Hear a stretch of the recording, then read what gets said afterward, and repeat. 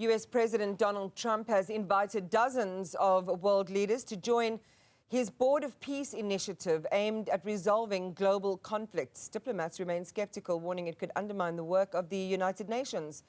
While some traditional US allies have responded cautiously, others, including nations with strained ties like Belarus, have accepted the invitation. Arabile Gumede is live for us from Davos. This was one of those conversation pieces yesterday that rippled around the world. Various views on this Board of Peace, its composition, its strategy and intentions, but along with that, a so-called glittering plan for Gaza. Good morning, Arabile. Yeah, good morning, Iman. You're quite right. So this plan for how to rebuild Gaza, exactly what needs to happen, even jobs were planned for the territory and the area as well. But surprisingly, of course, no Palestinians or nobody from on the Board of Peace is actually going to be representing Gaza in many ways, right? It's all the other countries that are set to put forward. As you said, the likes of Armenia, Turkey, Uzbekistan, all of those, Belarus, Hungary, all being part of the Board of Peace. It's $1 billion in order to be part of this Board of Peace that then need to be paid over to the United States. You each get one vote, but then that vote needs to be approved by the chairman of it being, of course, the person who started it or founded it. That is Donald Trump at present. We don't know whether that's a revolving door when it comes to that leadership, but for now, we know that Donald Trump does lead the Board of Peace, the U.S. president. Overall, so those were the plans that you saw come through for Gaza. That is what the Board of Peace is for, but its mandate may actually stretch far and wide. You did have the likes of France say, no, they will not join the Board of Peace. The UK also affirming that they will not be a part of it. There are still some who have been sent all those questions or sent the invitation to join the Board of Peace, one of those being Russia and Ukraine, in fact.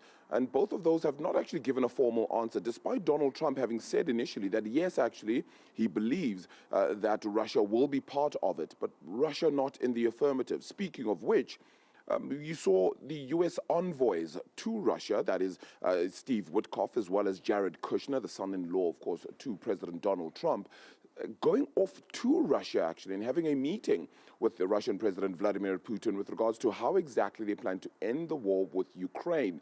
That meeting happened just shortly after we saw Volodymyr Zelensky actually rebuke Europe with regards to what is a slow and fragmented response to the war in Ukraine, and feeling that a lot more needed to be done, a lot more needed to be said against Donald Trump, and the actions needed to be a lot firmer from those countries. So both the situation out of Gaza and the situation out of Ukraine being firmly in focus yesterday as well, Iman.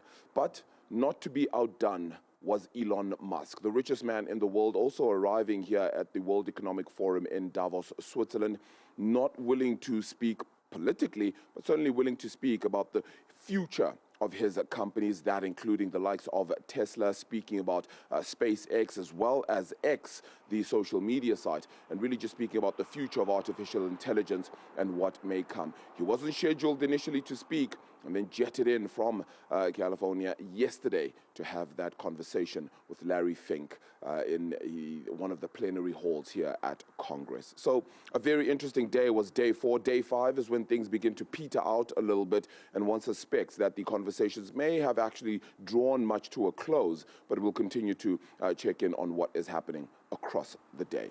Iman? And we'll connect back with you a little bit later on. Arabile, thank you for that update live for us from Davos, Switzerland.